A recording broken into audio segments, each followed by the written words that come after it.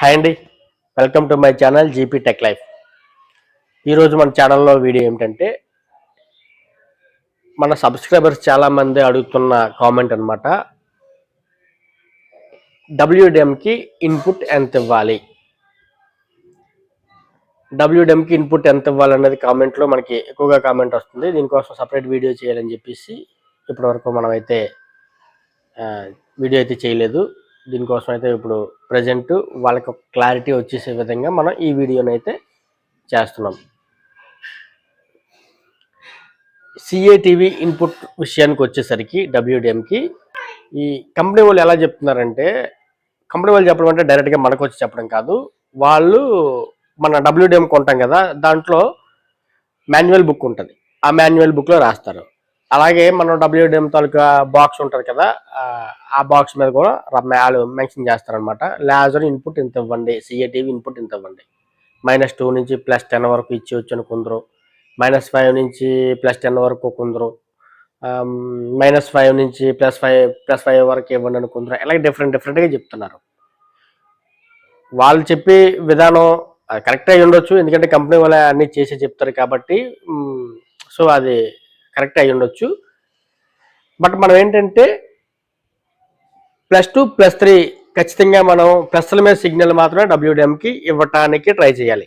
Try చేయడమే కాదు, అదే సిగ్నల్ ఇవ్వాలి మనం.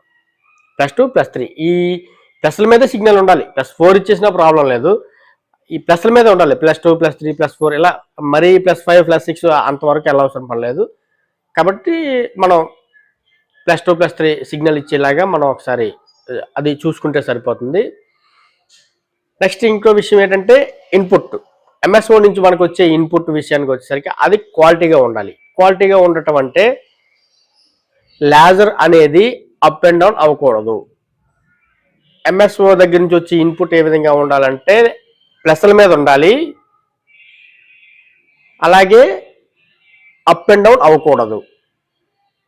ఈ విధంగా ఉన్న ఇన్పుట్ మనకు వస్తున్నట్టయితే మీరు డైరెక్ట్గా డబ్ల్యూడిఎంకి మీరు ఇచ్చేసుకోవచ్చు. లేదు, మీకు ఎంఎస్ఓ నుంచి వచ్చే సిగ్నల్ అప్ అండ్ డౌన్ అవుతున్నా, వచ్చే సిగ్నల్ మైనస్ల మీద వస్తున్నా, మీరైతే మాత్రం డైరెక్ట్గా డబ్ల్యూడిఎంకి ఇవ్వకపోవడం బెటర్. అలా చేయడం వల్ల ఏంటవుద్దంటే, కస్టమర్ దగ్గర కొన్ని ఛానల్స్ ఫ్రీజ్ అయ్యే ఛాన్సెస్ ఉంది. HD channels, mostly HD channels మాత్రం డెఫినెట్గా ఫ్రీజ్ అయ్యే ఛాన్సెస్ అయితే ఉంటుంది. అలాంటి టైంలో మనం ఏం చేయాలంటే, ఒక ఏజీసీ కంట్రోల్ ఉన్న 1550 ట్రాన్స్మిటర్ ఒకటి కొనుక్కోవాలి. ఏజీసీ కంట్రోల్ ఉన్న 1550 ట్రాన్స్మిటర్ ఒకటి కొనుక్కొని పెట్టుకొని, దానికి 3070 కప్లర్ వేసేసి 30 మన డబ్ల్యూడిఎంకి ఇచ్చేసుకొని 70 పక్కన పెట్టేస్తే సరిపోద్ది అంతే. అప్పుడు ఇంచుమించుగా మనకి +3 వరకు సిగ్నల్ లేజర్ అయితే వచ్చేస్తుంది. కాబట్టి మనం డబ్ల్యూడిఎంకి ఇచ్చేసుకుంటే సరిపోద్ది, లైన్లో హ్యాపీగా వెళ్ళిపోద్ది. మీకు ఎంఎస్ఓ నుంచి వచ్చిన సిగ్నల్ ఈడిఎఫ్ నుంచి వస్తే మాత్రం ఇంకా బెటర్, ఇంకా మంచి సిగ్నల్ క్వాలిటీ బాగుంటుంది. సిగ్నల్ క్వాలిటీ బాగోవడం అంటే గెయినింగ్ బాగుంటుంది అనమాట. లేజర్ వచ్చేస్తుంది, లేజర్ అలాగా వస్తుంది, లేజర్లో గెయినింగ్ కూడా బాగోవాలి.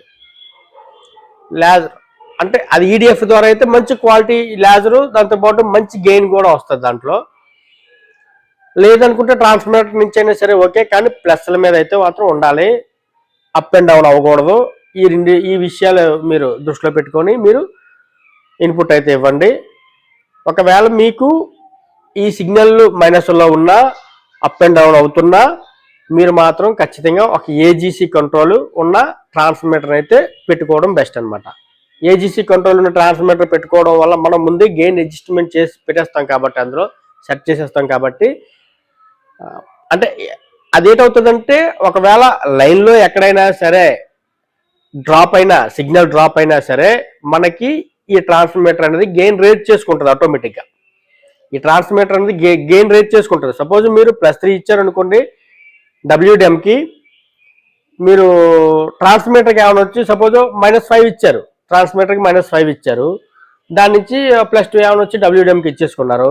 ఈ -5 ట్రాన్స్మిటర్కి ఇచ్చిన -5 అది -10కి డౌన్ అయినా, అంటే మరీ డౌన్ అయిపోతే ఇది కంట్రోల్ చేయదండి. -10 అని చెప్పి మరీ కంట్రోల్ అది ఒక -5 వచ్చింది అనుకోండి, -6 -7కి ఇలాగ డౌన్ అయింది అనుకోండి. అలా డౌన్ అయినప్పుడు ఆటోమేటిక్గా ఈ ట్రాన్స్మిటర్ అనేది గెయిన్ రేజ్ చేస్తుంది. లేజర్ అనేది అప్ అండ్ డౌన్ అవ్వదు. ట్రాన్స్మిటర్ నుంచి వస్తున్న లేజర్ డబ్ల్యూడిఎంకి ఇస్తాం కదా, అది మాత్రం మీకు అప్ అండ్ డౌన్ కాదు. లేజర్ అప్ అండ్ డౌన్ కాదు, గెయిన్ మాత్రమే రేజ్ అవుతుంది. మీకు గెయిన్ మాత్రమే. ఇప్పుడు సపోజ్ మనకి అక్కడ గెయిన్ అనేది 85 ఇచ్చాం అనుకోండి, ట్రాన్స్మిటర్ అవుట్ గెయిన్ 85 ఇచ్చేలాగా మనకి అక్కడ ఆప్షన్స్ కూడా ఉంటాయి మనకి ఏజీసీ కంట్రోల్లో. మీకు ఒకసారి లైవ్లో కూడా నేను కంట్రోల్ రూమ్లో మీకు ఒకసారి చూపించిన ట్రై చేస్తాను. అక్కడ మనం సెట్ చేసుకుంటాం, గెయిన్ కూడా మనం సెట్ చేసుకుంటాం.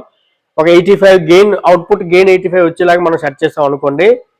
ఒకవేళ ఇక్కడ వచ్చే ఇన్పుట్లో 2 dB తగ్గింది అనుకోండి, ఆ గెయిన్ ఏటవుతుంది, 85 ఇచ్చింది 75కి ఎంతకో డ్రాప్ అవుతుంది. అది డ్రాప్ అయినప్పుడు ఆటోమేటిక్గా ట్రాన్స్మిటర్ రేట్ అవుతుంది. అంటే మళ్ళీ ఆ తగ్గిన ఎంత ఒక 10 dBm ఎంతో తగ్గింది కదా, ఈ తగ్గిన dBm గెయిన్ని మళ్ళీ ఆటోమేటిక్గా రేజ్ చేస్తుంది. రేజ్ చేసి మనకి ఎప్పుడు కూడా డబ్ల్యూడిఎంకి ఈక్వల్గా గెయిన్ అనేది వెళ్ళేలాగా ఏజీసీ కంట్రోల్ అనేది చూసుకుంటుంది అనమాట. దానివల్ల మనకి లైన్లో ఎటువంటి ప్రాబ్లం ఉండదు. ఒకవేళ మీకు ఎప్పుడైనా లైన్లో టైట్ అయినా, ఇక లేజర్ మీకు తగ్గిన ట్రాన్స్మిటర్ మీద మీకు ప్రోగ్రామ్ అయితే డిస్టర్బెన్స్ ఉండదు. ఈ లోపు మనం ఇది ఎక్కడైనా టైట్ అయ్యి గట్రా అయిందేమో చూసుకొని దాన్ని మనం ఆ ప్రాబ్లమ్ను సాల్వ్ చేసేసుకుంటే మనకి సరిపోతుంది. అది ఏజీసీ కంట్రోల్ లేనప్పుడు ఏంటవుతుందంటే, ఎప్పుడైనా లైన్ డ్రాప్ అయింది అనుకోండి, లైన్ డ్రాప్ అయితే మళ్ళీ మీరు ఆ లైన్ సెట్ చేసుకునే వరకు కూడా ఛానల్ అయితే ఫ్రీజ్ అవుతూనే ఉంటాయి. సో మీరు ఏంటంటే లేజర్ ఇన్పుట్, మీకు ఇన్పుట్ వచ్చి లేజర్లో ఏమైనా ఇబ్బందులుగా ఉంటే మాత్రం ఒక ఏజీసీ కంట్రోల్ ట్రాన్స్మిటర్ అయితే ఒకటి పెట్టుకొని ఒక 3070 లేకపోతే 8020 1090 కప్లర్ వేసినా ప్రాబ్లం లేదు. నెక్స్ట్ ఓఎల్టీ నుంచి వచ్చే సిగ్నల్ని డబ్ల్యూడిఎంకి ఇన్పుట్. ఓఎల్టీ నుంచి వచ్చే సిగ్నల్లో ఎటువంటి మార్పు చేర్పులు డబ్ల్యూడిఎంలో జరగవు. Just 2 signal 2 wave lengths mix అయ్యి బయటికి మాత్రమే వెళ్తాయి. కాబట్టి అక్కడ మనం ఇంకేం చేసేది ఏట్లేదు.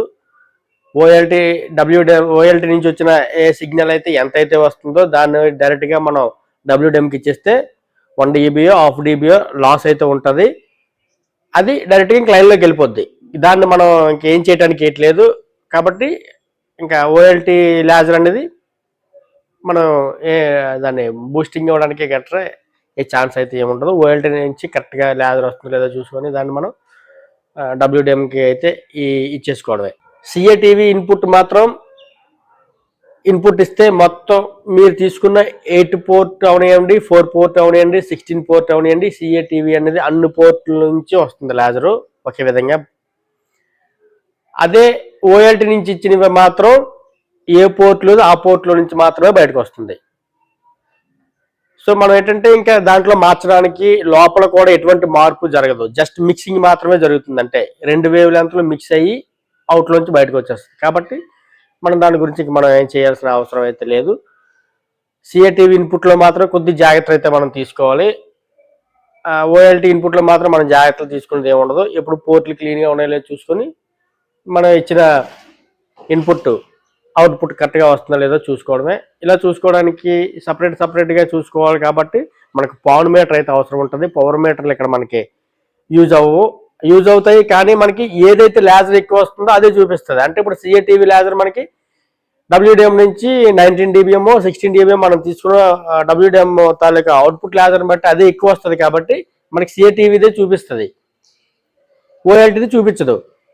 ఈ రెండు మనకి చూపించాలనుకుంటే పవర్ మీటర్లు కావాలి. పవర్ మీటర్ పెట్టుకుంటే ఈ రెండు సిఏటీవీ ఇన్పుట్ ఎంత వస్తుంది, ఓఎల్టీ నుంచి వచ్చే ఇన్పుట్ ఎంత వస్తుంది, ఈ రెండు మనకి విడివిడిగా చూపిస్తుంది. వేవ్ లెంత్లు విడివిడిగా చూపిస్తుంది. మనం అది చెక్ చేసుకోవాలనుకుంటే మనకి పవర్ మీటర్ అయితే మనకు కావాలి. మీకు డౌట్ అయితే క్లారిఫై అయింది అనుకుంటున్నాను డబ్ల్యూడిఎం విషయంలోని. ఇంకా ఏమైనా ఉంటే డౌట్స్ ఖచ్చితంగా కామెంట్ బాక్స్లో తెలియజేయండి. నెక్స్ట్ ఇంకో వీడియో చేసినప్పుడు ఆ వీడియోలోనైతే మనం కవర్ చేద్దాం. Okay friends, bye. మా ఛానల్ మీకు నచ్చినట్టయితే లైక్ చేయండి, షేర్ చేయండి, సబ్స్క్రైబ్ చేయండి. అలాగే పక్కనే ఉన్న బెల్ ఐకాన్ కూడా ఆన్ చేసుకోండి. Okay friends, bye.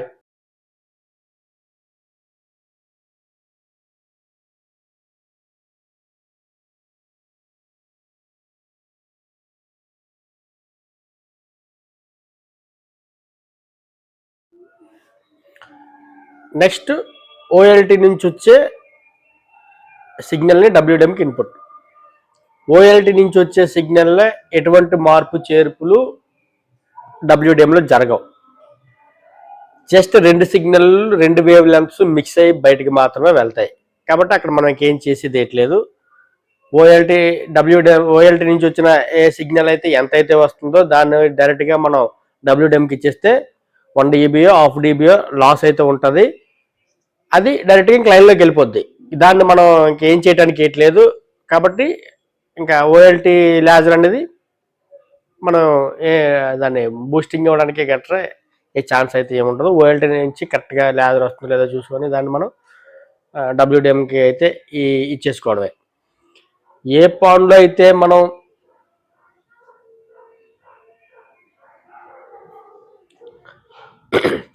సిఏటీవీ ఇన్పుట్ మాత్రం ఇన్పుట్ ఇస్తే మొత్తం మీరు తీసుకున్న 8 పోర్ట్ అవనివ్వండి, 4 పోర్ట్ అవనివ్వండి, 16 పోర్ట్ అవనివ్వండి, సిఏటీవీ అనేది అన్ని పోర్ట్ల నుంచి వస్తుంది లేజరు ఒకే విధంగా. అదే ఓఎల్టీ నుంచి ఇచ్చినవి మాత్రం ఏ పోర్ట్లు ఆ పోర్ట్లో నుంచి మాత్రమే బయటకు వస్తుంది. సో మనం ఏంటంటే ఇంకా దాంట్లో మార్చడానికి లోపల కూడా ఎటువంటి మార్పు జరగదు. జస్ట్ మిక్సింగ్ మాత్రమే జరుగుతుంది. అంటే 2 వేవ్ లెంత్లు మిక్స్ అయ్యి అవుట్లోంచి బయటకు వచ్చేస్తుంది. కాబట్టి మనం దాని గురించి మనం ఏం చేయాల్సిన అవసరం అయితే లేదు. సిఏటీవీ ఇన్పుట్లో మాత్రం కొద్ది జాగ్రత్త అయితే మనం తీసుకోవాలి.